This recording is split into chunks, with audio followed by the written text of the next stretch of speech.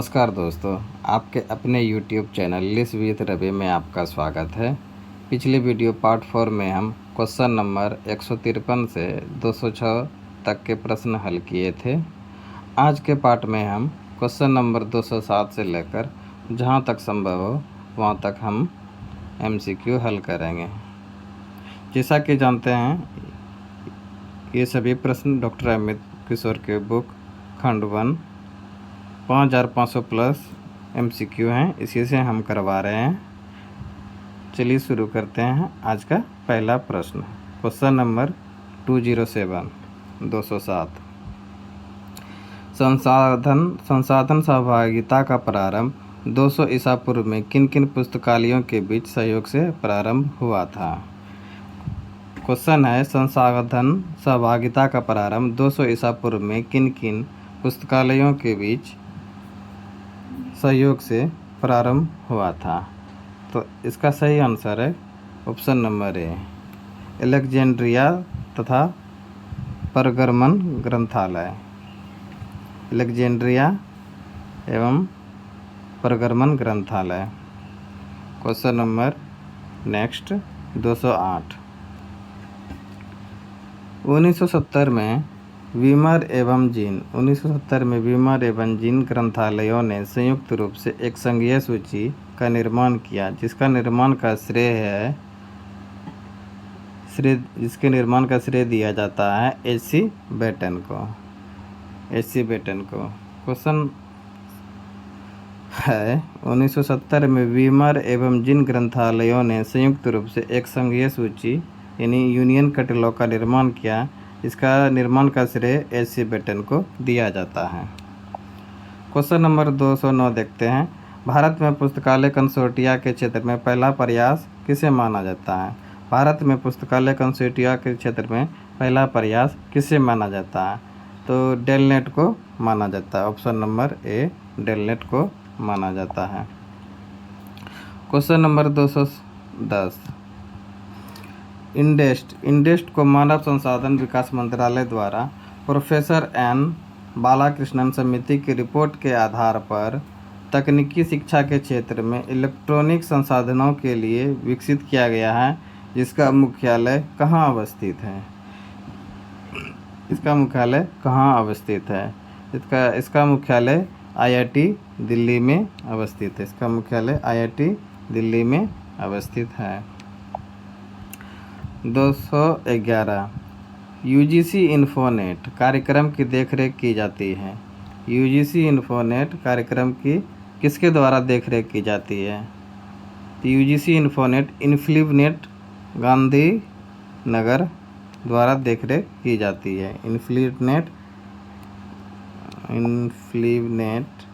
केंद्र गांधीनगर के द्वारा देखरेख की जाती है। ऑप्शन नंबर ए। चलिए क्वेश्चन नंबर 212 पुस्तकालय तथा सूचना विज्ञान साहित्य में उपयोगिता अध्ययन यूजर स्टडी का सबसे पहला संदर्भ 1930 के दशक में किसके द्वारा किया गया था। इसका सही आंसर है एल विल्सन द्वारा। ऑप्शन नंबर ए होगा। क्वेश्चन नंबर 213 मोबाइल पुस्तकालय एक महत्वपूर्ण प्रसार सेवा है। डॉक्टर रंगनाथन द्वारा मोबाइल पुस्तकालय को कौन सा नाम दिया गया था। तो डॉक्टर रंगनाथन द्वारा मोबाइल पुस्तकालय को लाइब्रेरी ऑन व्हील नाम दिया गया था। Library on wheel option number ए दिया गया था। चलिए नेक्स्ट क्वेश्चन देखते हैं 214। क्वेश्चन है, वैसे लोग जो भौगोलिक या अन्य कारणों से पुस्तकालय तक नहीं पहुंच पाते हैं, वहां पर पुस्तकालय सेवा को पहुंचाया जा सकता है। वैसे लोग जो भौगोलिक या अन्य कारणों से पुस्तकालय तक नहीं पहुंच पाते हैं, वहां पर पुस्तकालय सेवा को पहुंचाया जा सकता है। किसके द्वारा पहुंचाया जा सकता है, प्रश्न यही है। इसका सही आंसर है ब्रांच लाइब्रेरी खोलकर पहुंचाया जा सकता है। ऑप्शन नंबर ए।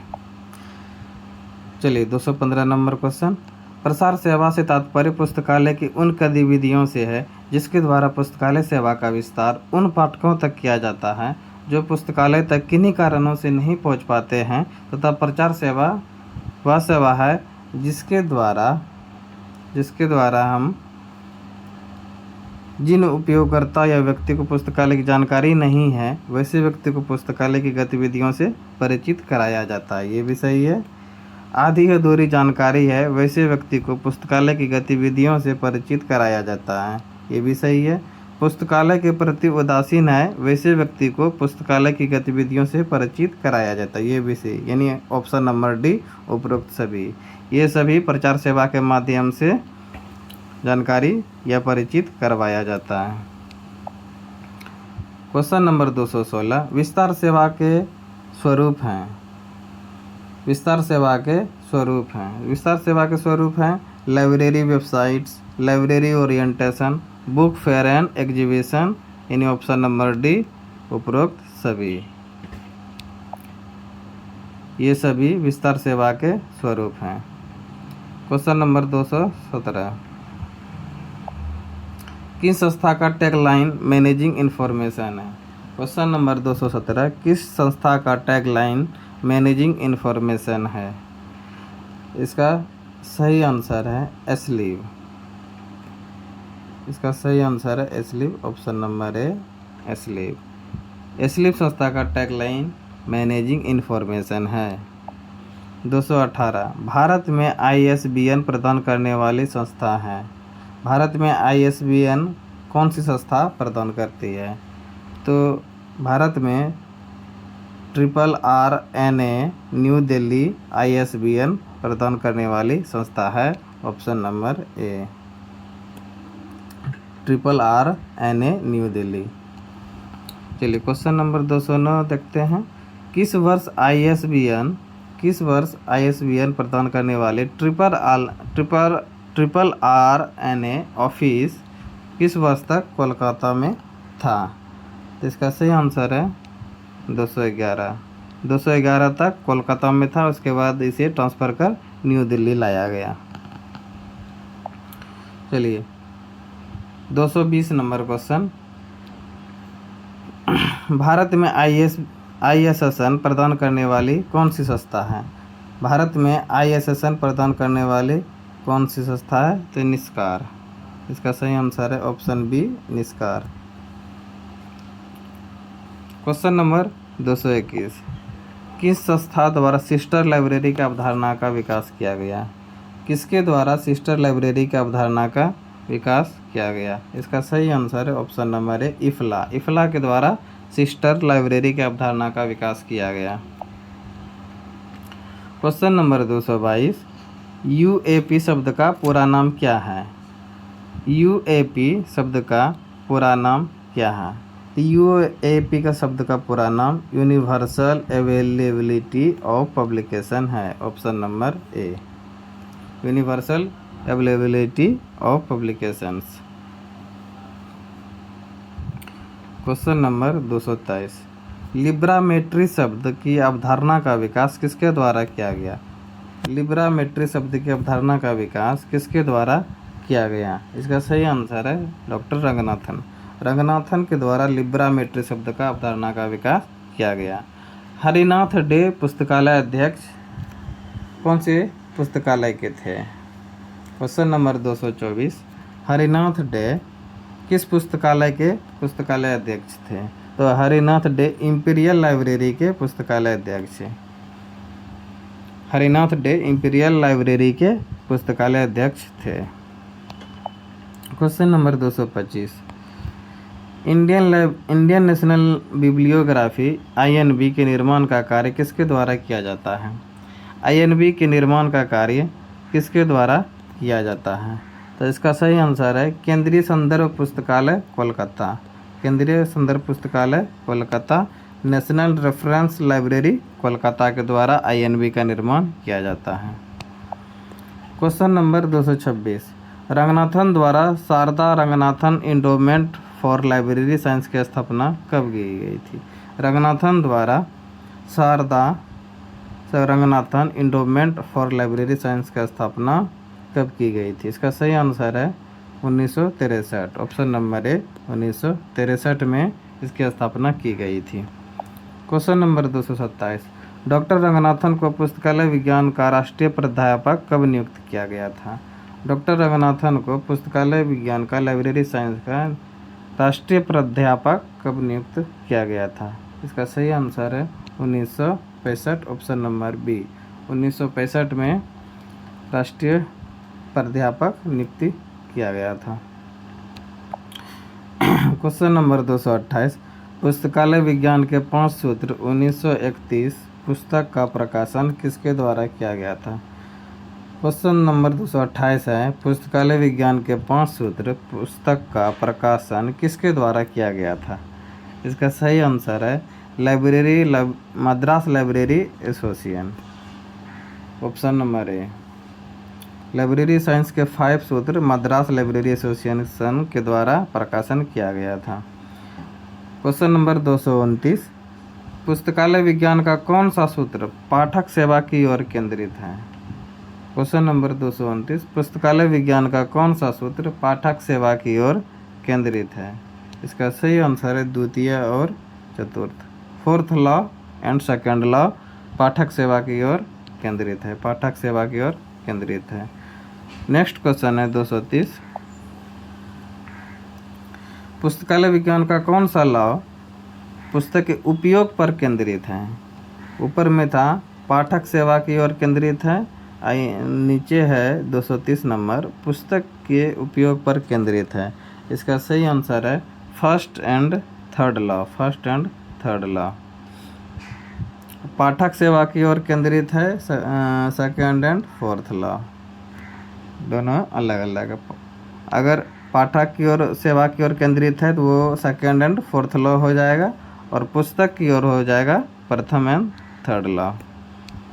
चलिए 231 नंबर क्वेश्चन।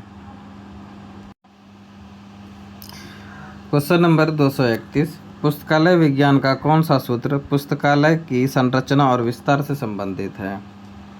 लाइब्रेरी साइंस का कौन सा लॉ पुस्तकालय की संरचना एवं विस्तार से संबंधित है?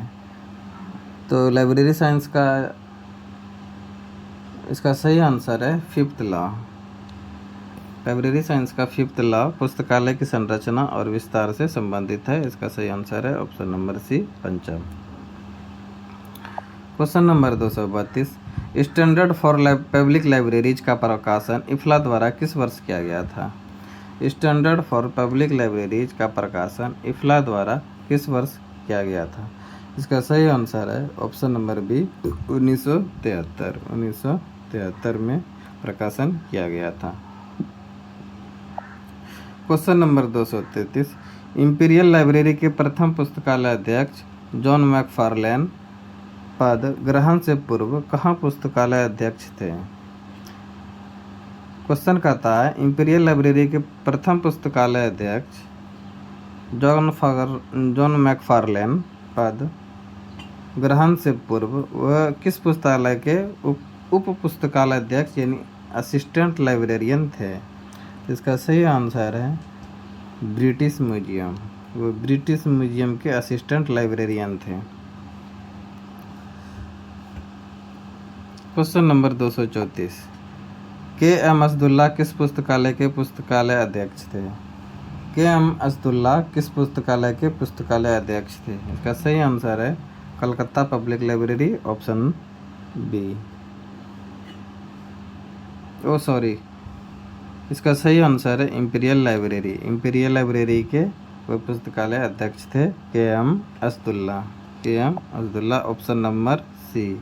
ऑप्शन नंबर सी, इंपीरियल लाइब्रेरी के पुस्तकालय अध्यक्ष के एम असदुल्ला थे।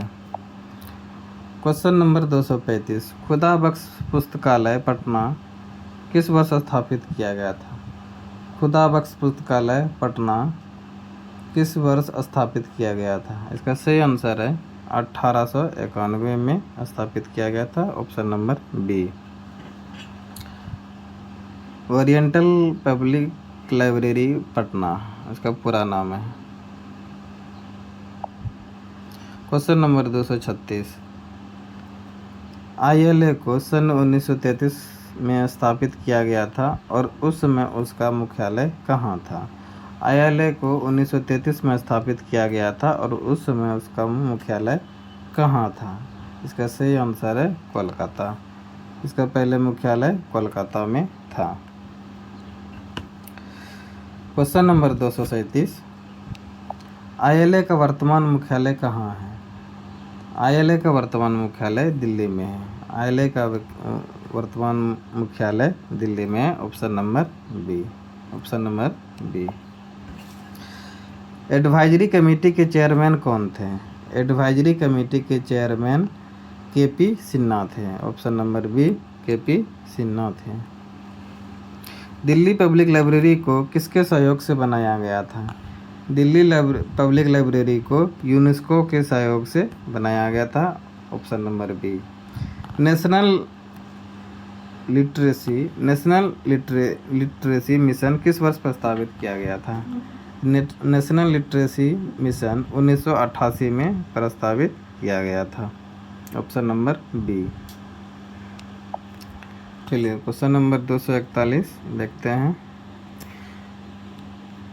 सरस्वती महल लाइब्रेरी को किसके द्वारा the most remarkable library in India बताया गया है? सरस्वती महल लाइब्रेरी को किसके द्वारा the most remarkable library in India बताया गया है? इसका सही आंसर है Encyclopaedia Britannica. Option number B, Encyclopaedia Britannica के द्वारा the most remarkable library India बताया गया है। Question number 242, Rampur Raza library की स्थापना किसके द्वारा किया गया था? रामपुर राजा लाइब्रेरी की स्थापना किसके द्वारा स्थापित किया गया था? तो इसका सही आंसर है Nawab Faizullah Khan. Option number B. Nawab Faizullah Khan के द्वारा रामपुर राजा लाइब्रेरी की स्थापना किया गया था। क्वेश्चन नंबर 243, विद्वान डाटाबेस की देखरेख किसके द्वारा की जाती है? इसका सही आंसर है इनफिलिपनेट। ऑप्शन नंबर ए, इनफिलिपनेट के द्वारा विद्वान डाटाबेस की देखरेख की जाती है। क्वेश्चन नंबर 244, विद्वान डाटाबेस क्या है? विद्वान डाटाबेस क्या है? इसका सही आंसर है subject expert database and national research network, ये दोनों। ऑप्शन नंबर सी होगा, यानी कि दोनों होगा, सब्जेक्ट एक्सपर्ट डाटाबेस और नेशनल रिसर्च नेटवर्क विद्वान डाटाबेस है।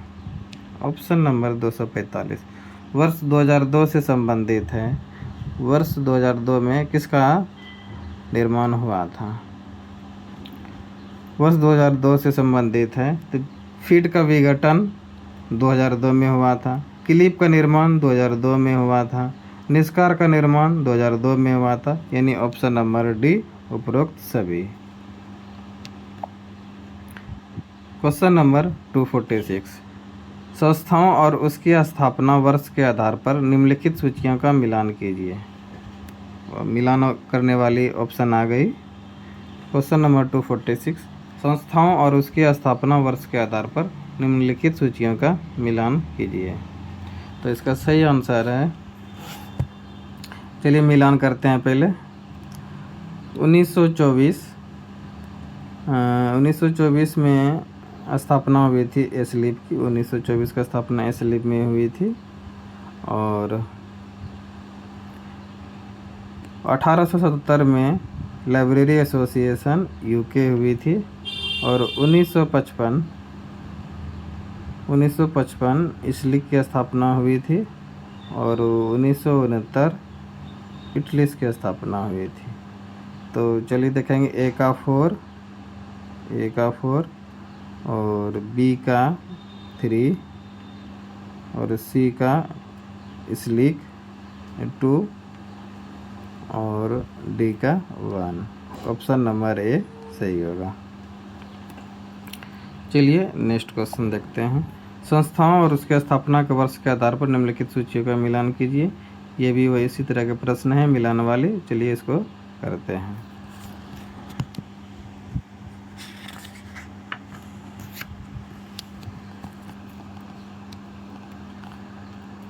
1895 कौन सा संस्था का हुआ था?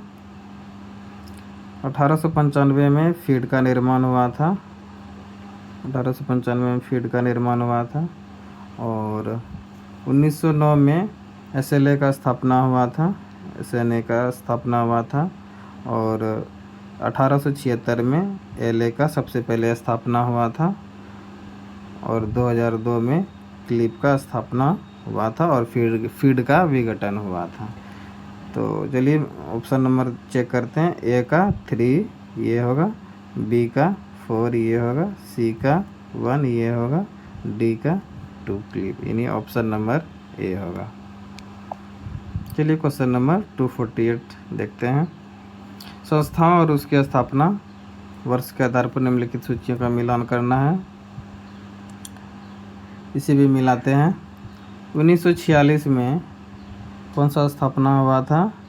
1946 में Canadian library association, Canadian library association. 1927 में इंटरनेशनल फेडरेशन इफ्ला का निर्माण हुआ था। और 1972 में कोमला का निर्माण हुआ था। और 1924 में एस्लिप का निर्माण हुआ था। तो वही आंसर होगा। ए का 3 हो जाएगा, बी का 1 हो जाएगा, बी का 1 इफ्ला, 1927 में इफ्ला, और 1972 में कोमला, और डी का 1924 में एस्लिप। इन ऑप्शन नंबर ए सही होगा। क्वेश्चन नंबर 249 करते हैं। Question number 249। 1972 में किसका निर्माण हुआ था? 1972 में तो ट्रिपल RLF का हुआ था, ट्रिपल RLF। और 1927 में तो इफ्ला का निर्माण हुआ था। 1946 में यूनेस्को, 1962 में DRTC। तो इसका सही आंसर 1 2 3 4, 1 2 3 4 इसका सही आंसर है ऑप्शन नंबर बी।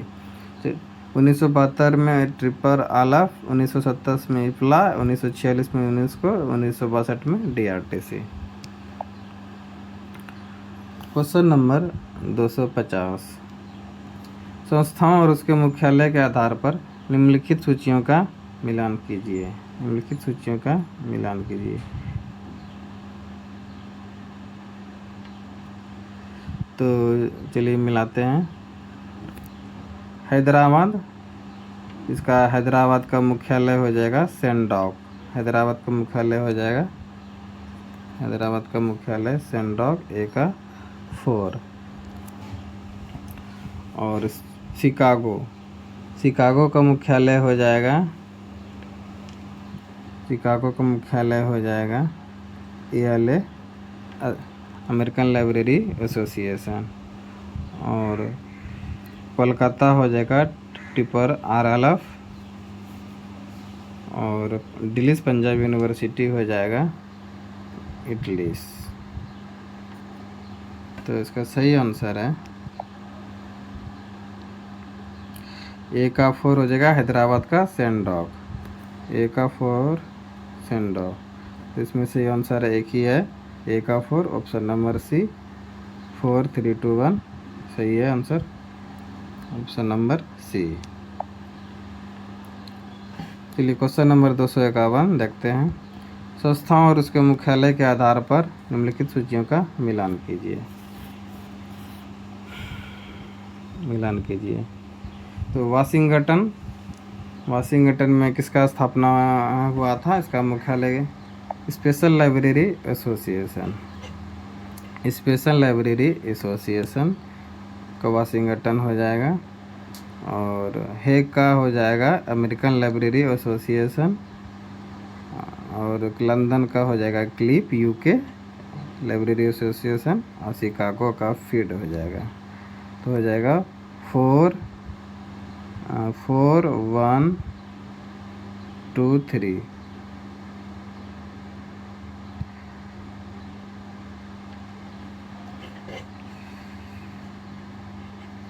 सी नहीं, सॉरी गलती हो गया। वाशिंगटन का स्पेशल लाइब्रेरी एसोसिएशन हो जाएगा, वाशिंगटन का स्पेशल लाइब्रेरी एसोसिएशन। अब बी का फीड हो जाएगा, हैग का फीड, और लंदन का क्लिफ हो जाएगा, और शिकागो का अमेरिकन लाइब्रेरी एसोसिएशन। 1 का 4, बी का 3, सी का 2, डी का 1, ऑप्शन नंबर सी। चलिए क्वेश्चन नंबर 252 देखते हैं। संस्था और उसके मुख्यालय के आधार पर सूची का मिलान कीजिए। एस्लीव, किंगस्टन मैनेजमेंट एस्लीव कहाँ है? तो इसका सही आंसर है commonwealth library. Kingston Aslib commonwealth library हो जाएगा। और पेरिस लाइब्रेरी एसोसिएशन, इसका सही आंसर हो जाएगा यूनेस्को। और सी हैग हो जाएगा international federation of library association, IFLA. और लंदन हो जाएगा association for information management Aslib. इसका सही आंसर है ए का 4 हो जाएगा। तो ए का 4 एक ही गो में है ये, इसका सही आंसर रहेगा ए का 4, बी का 3, सी का 2, डी का 1, ऑप्शन नंबर सी। चलिए क्वेश्चन नंबर 253 देखते हैं। निम्नलिखित डिपॉजिटरी पुस्तकालय और उसके स्थान के आधार पर सूचियों का मिलान कीजिए। निम्नलिखित डिपॉजिटरी पुस्तकालय और उसके स्थान के आधार पर सूचियों का मिलान कीजिए। इसमें देखना डिपॉजिटरी लाइब्रेरी कौन सा लाइब्रेरी कहाँ है। इसका सही आंसर होगा national library of India.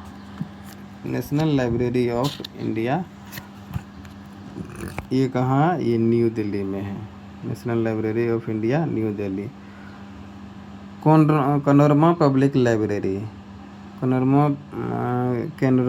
Library ये है चेन्नई में, बी का 2। एशियाटिक सोसाइटी लाइब्रेरी है बॉम्बे में, एशियाटिक सोसाइटी लाइब्रेरी बॉम्बे। और दिल्ली पब्लिक लाइब्रेरी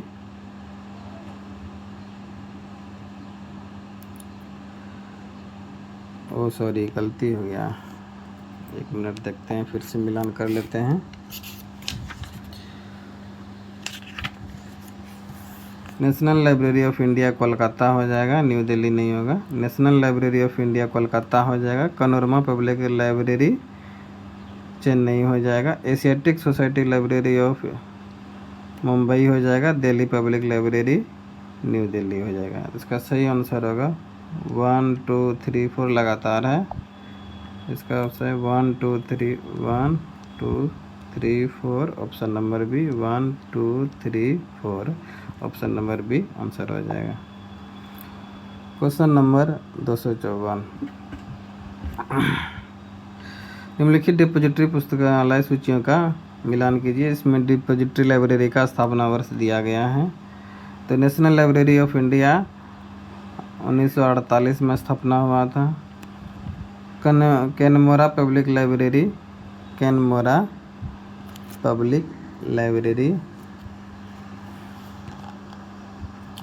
इसका स्थापना हुआ था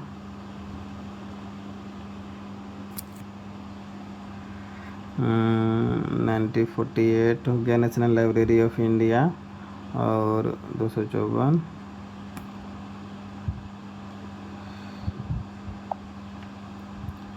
कैनमोरा पब्लिक लाइब्रेरी बी का 4 हो जाएगा 1890। और नेशनल लाइब्रेरी ऑफ इंडिया 1948। और Asiatic society library of India 1804। और दिल्ली पब्लिक लाइब्रेरी हो जाएगा 1951। तो इसका सही आंसर है 2 एक ही गो में है 2 4 1 3, option number D.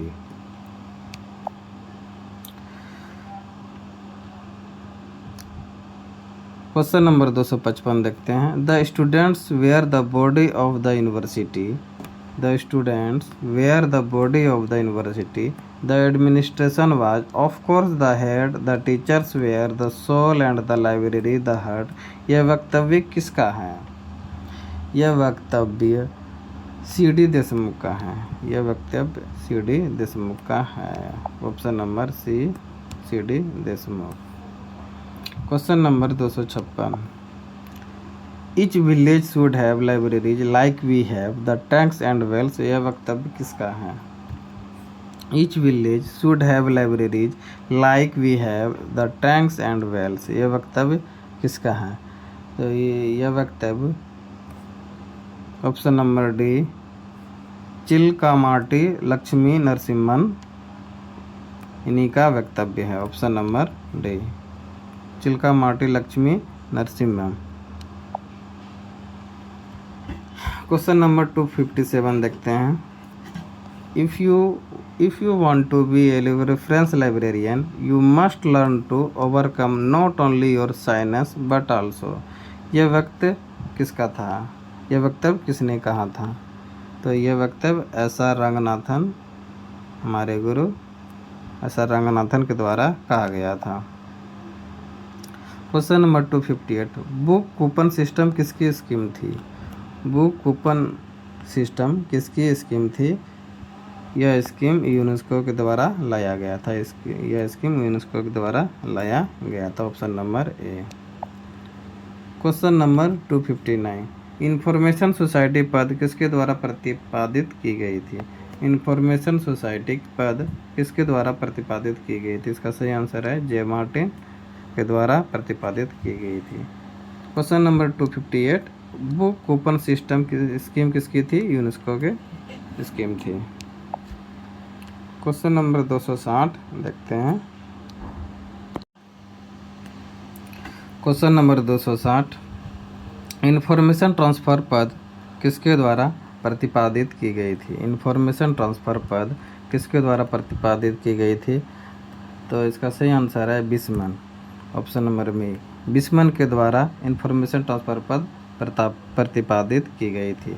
Question number 261, इन्फॉर्मेट्रिक्स पद किसके द्वारा प्रतिपादित की गई थी?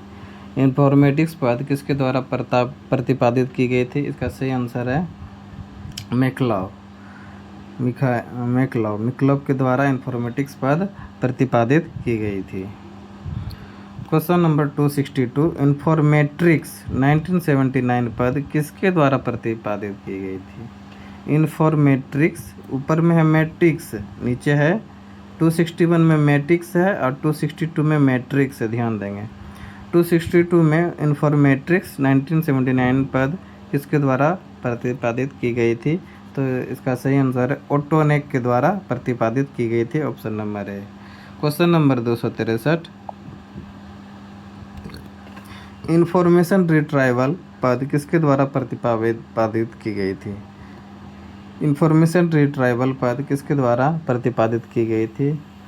इसका सही आंसर है Calvin Mooers. Option number A, Calvin Moore's.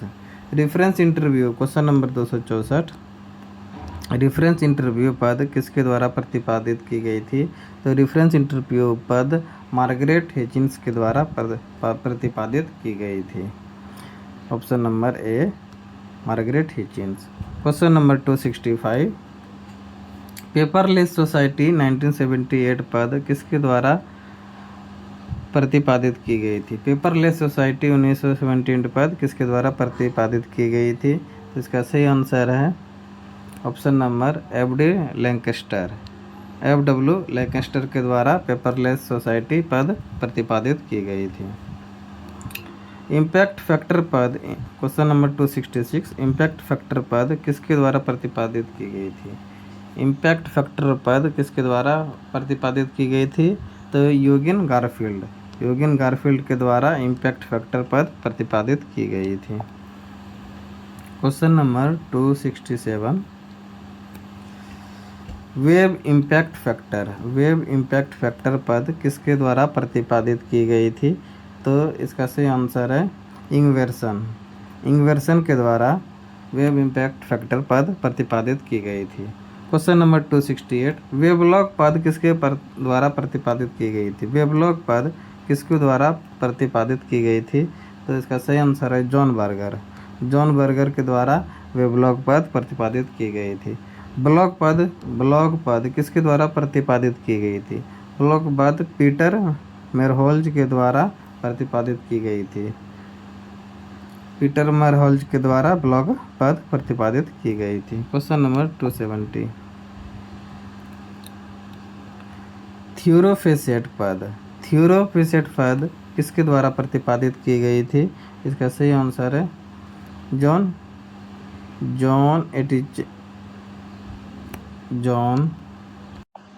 एचिंसन। इसका सही आंसर है ऑप्शन नंबर है जॉन एचिंसन। लिब्रामेट्रिक्स पद किसके द्वारा प्रतिपादित की गई थी? लिब्रामेट्रिक्स पद किसके द्वारा प्रतिपादित की गई थी?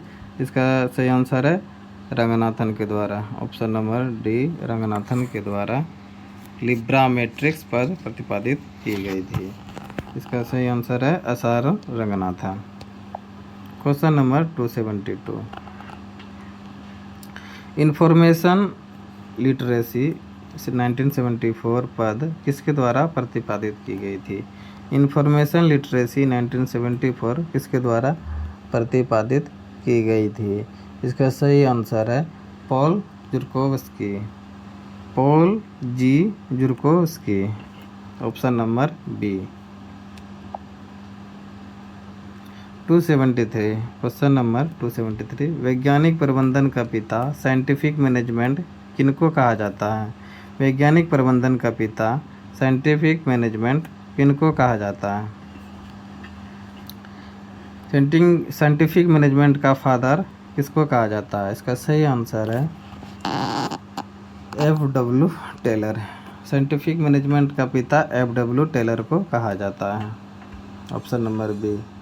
फादर ऑफ मैनेजमेंट थ्योरी किनको कहा जाता है? फादर ऑफ मैनेजमेंट थ्योरी किनको कहा जाता है? तो पीटर एफ ड्रकर को फादर ऑफ मैनेजमेंट थ्योरी कहा जाता है। मैनेजमेंट के तत्वों को सबसे पहले किसने सूत्रबद्ध किया? मैनेजमेंट के एलिमेंट को सबसे पहले किसने सूत्रबद्ध किया? इसका सही आंसर है हेनरी फयोल ने सबसे पहले प्रबंधन के तत्वों को सूत्रबद्ध किया। Question number 276। प्रबंधन के 14 सिद्धांतों मैनेजमेंट के 14 फार्मूला सिद्धांत का प्रतिपादन किसने किया था? मैनेजमेंट के 14 सिद्धांतों का प्रतिपादन किसने किया था? इसका सही आंसर है हेनरी फॉयल ने प्रबंधन के 14 सिद्धांत का प्रतिपादन किया था। Question number 277। हेनरी फॉयल के 14 सिद्धांतों में एस्पिरिट डी कॉर्प के समानार्थी कौन से हैं? हेनरी फॉयल के 14 सिद्धांतों में एस्पिरिट डी कॉर्प के समानार्थी कौन है? इसका सही आंसर है union is strength equal to POSDCORB. 272। Question number 272। Luther Gulick किस संस्था के डायरेक्टर थे? तो Luther Gulick American national institute of public administration के डायरेक्टर थे। American national institute of public administration के डायरेक्टर लूथर गुलिक थे। Question number 279। POSDCORB सिद्धांत के प्रतिपादक कौन है? पोस्ट डी कॉर्प सिद्धांत के प्रतिपादक कौन है? इसका सही आंसर है Luther Gulick and Urwick. Option number D. ये VBI क्वेश्चन है, याद कर लेंगे। पोस्ट डी कॉर्प सिद्धांत के प्रतिपादक Luther Gulick and Urwick. TQM total quality management सिद्धांत के प्रतिपादक कौन है? इसका प्रतिपादक USA नेवी है। ऑप्शन नंबर है USA नेवी। Question number 281। निम्नलिखित प्रबंधन सिद्धांतों के सूचियों का मिलान कीजिए। Motivation, hygiene and develop factor theory. Second है प्रिंसिपल ऑफ मैनेजमेंट। चलिए नेक्स्ट देखते हैं। मैनेजमेंट बाय ऑब्जेक्टिव्स, हिचार्की ऑफ नीड थ्योरी। चलिए मिलान करते हैं।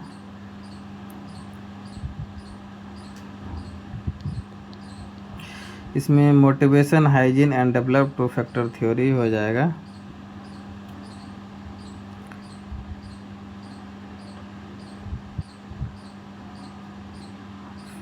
फ्रेडरिक हर्ज़बर्ग, इसका सही आंसर है ए का 1 हो जाएगा। Principal of management Henry foil हो जाएगा।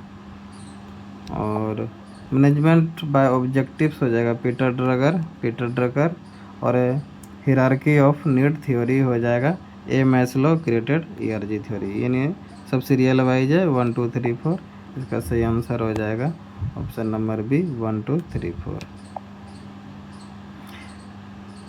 ये VBI प्रश्न है, theory VBI। Theory X and theory Y सिद्धांत के प्रतिपादक कौन है? Theory X and theory Y के सिद्धांत के प्रतिपादक DMC ग्रेगर हैं। Option number A DMC Gregor theory X and theory Y सिद्धांत के प्रतिपादक हैं। Question number 283, the motivation, hygiene and developed two factor theory सिद्धांत के प्रतिपादक कौन है? The motivation, hygiene and developed two factor theory सिद्धांत के प्रतिपादक कौन है? इसका सही आंसर है F. Herzberg the motivation, hygiene and developed two factor theory सिद्धांत के प्रतिपादक हैं। Question number 284, social relation of management सिद्धांत के प्रतिपादक कौन है? सोशल रिलेशन ऑफ मैनेजमेंट सिद्धांत के प्रतिपादक कौन है? इसका सही आंसर है Elton Mayo social relation of management सिद्धांत के प्रतिपादक हैं। सेल्फ डिटर्मिनेशन थ्योरी सिद्धांत के प्रतिपादक कौन है? सेल्फ डिटर्मिनेशन थ्योरी सिद्धांत के प्रतिपादक कौन है? इसका सही आंसर है Edward Deci and Richard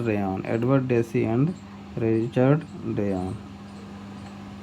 option number D. Question number 286, hierarchy of need theory सिद्धांत के प्रतिपादक कौन है? हिरार्की ऑफ नीड थ्योरी सिद्धांत के प्रतिपादक ए मैस्लो है। Option number D A Maslow. Option number D. पौष्टिकौर में CO शब्द किसका संक्षिप्त रूप है? पौष्टिकौर में CO, ये जो यहाँ पर CO है शब्द किसका संक्षिप्त है? तो इसका सही आंसर हो जाएगा कोऑर्डिनेटिंग इसका संक्षिप्त रूप है। क्वेश्चन नंबर 288, इनमें से FRBR मॉडल के 4 तत्व कौन कौन से हैं? क्वेश्चन नंबर 288, FRBR मॉडल के 4 तत्व कौन कौन से हैं? इसका सही आंसर है FRBR के 4 मॉडल हैं work, expression, manifestation, item. Work, expression, manifestation, item. WEMI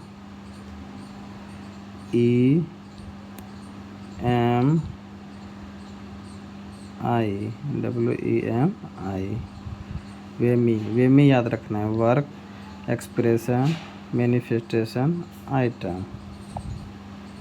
question number 289, पुस्तकालय की व्यवस्था में टोटल क्वालिटी मैनेजमेंट यानी संपूर्ण गुणवत्ता प्रबंधन के कार्यान्वयन हेतु एक मॉडल प्रस्तुत किया जो 10 चरणों वाली प्रक्रिया की रूपरेखा है और जो 4 स्तरों पर विभाजित है। चलिए इसका सही ऑप्शन देखते हैं। क्वेश्चन नंबर 289,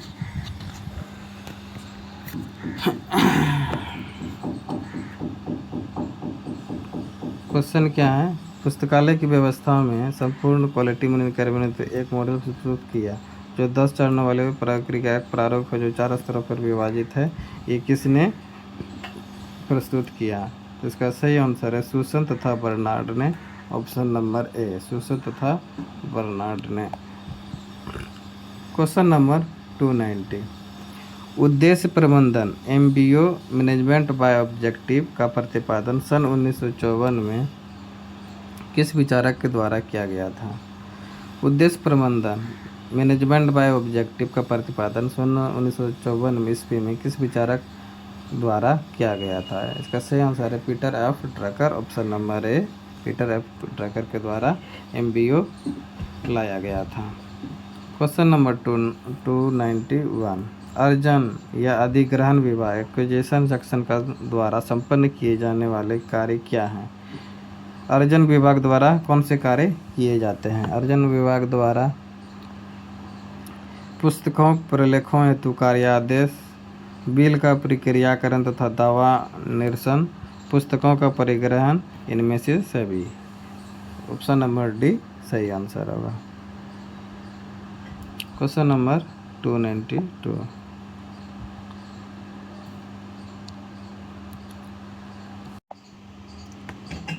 क्वेश्चन नंबर 292 परिग्रहण पंजी पुस्तकालय का कौन सा अभिलेख है? परिग्रहण पंजी पुस्तकालय का कौन सा अभिलेख है? इसका सही आंसर है अस्थायी अभिलेख है। यह अस्थायी अभिलेख है परिग्रहण पंजी 292 का। Option number B.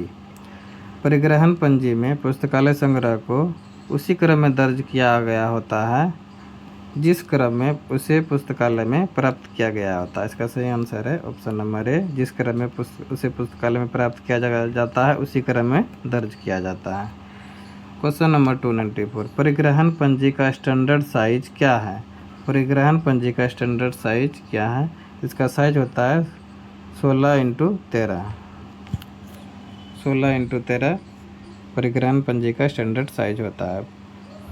परिग्रहण पंजी में स्टैंडर्ड कॉलम की संख्या कितनी होती है?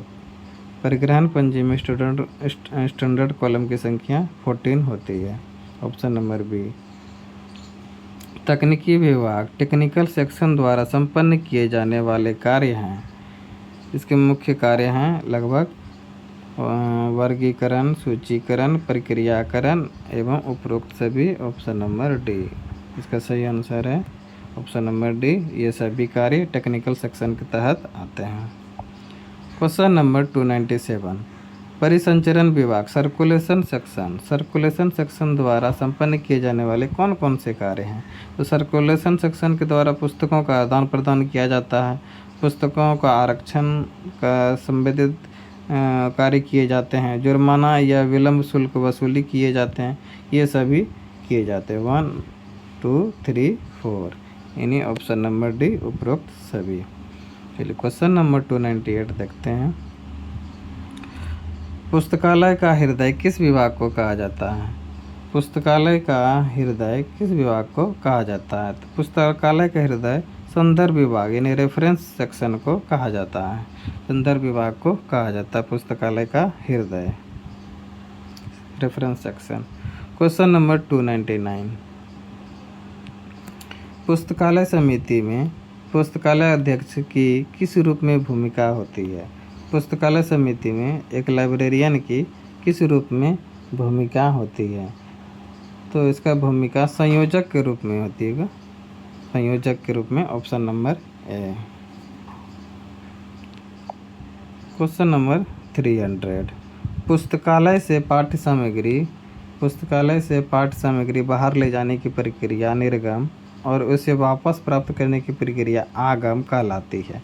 और ये संपूर्ण प्रक्रिया क्या कहलाती है? यह संपूर्ण प्रक्रिया सर्कुलेशन कहलाती है, निर्गम और आगम। क्वेश्चन नंबर 301 नेवार्क निर्गम आगम पद्धति का विकास 1900 ईस्वी में संयुक्त राज्य के न्यू जर्सी राज्य के किस पुस्तकालय में हुआ था? नेवार्क निर्गम आगम पद्धति का विकास 1900 ईस्वी में संयुक्त राज्य के न्यू जर्सी राज्य के किस पुस्तकालय में हुआ था? इसका सही आंसर है न्यूयॉर्क सार्वजनिक पुस्तकालय, न्यूयॉर्क पब्लिक लाइब्रेरी में इसका विकास हुआ था। निर्गम आगम पद्धति का विकास न्यूयॉर्क सार्वजनिक पुस्तकालय में हुआ था। क्वेश्चन नंबर 302 नेवार्क निर्गम आगम पद्धति कौन सी पद्धति है? नेवार्क निर्गम आगम पद्धति कौन सा पद्धति है? यह पद्धति द्विपत्रक पद्धति है। ऑप्शन नंबर बी द्विपत्रक पद्धति है। नेवार्क निर्गम आगम पद्धति में बुक पॉकेट का आकार क्या होता है? नेवार्क निर्गम आगम पद्धति में बुक पॉकेट का आकार क्या होता है? बुक पॉकेट का आकार 5x3 इंचेज होता है। 5x3 इंचेज होता है। Question number 304। नेवार्क निर्गम आगम पद्धति में डाटा स्लिप का आकार क्या होता है? तो डाटा स्लिप का आकार 5x3 सेम होता है। वही जो बुक पॉकेट और डाटा स्लिप का दोनों का सेम आकार होता है 5x3। नेवार्क आगम पद्धति में बुक कार्ड का आकार क्या होता है? तो बुक कार्ड का आकार 4x2 इंचेज होता है। बुक कार्ड का याद रखेंगे, बुक कार्ड का आकार 4x2 इंचेज होता है। Question number 306। नेवार्क निर्गम आगम पद्धति में किसके तत्वों में शामिल नहीं है? नेवार्क निर्गम आगम पद्धति के तत्वों में कौन सा शामिल नहीं है? तो इसका सही आंसर हो जाएगा option number D, class index card ये शामिल नहीं है। शामिल तो क्या है? Book card, data slip, borrower card. तो शामिल क्या नहीं है? Class index card.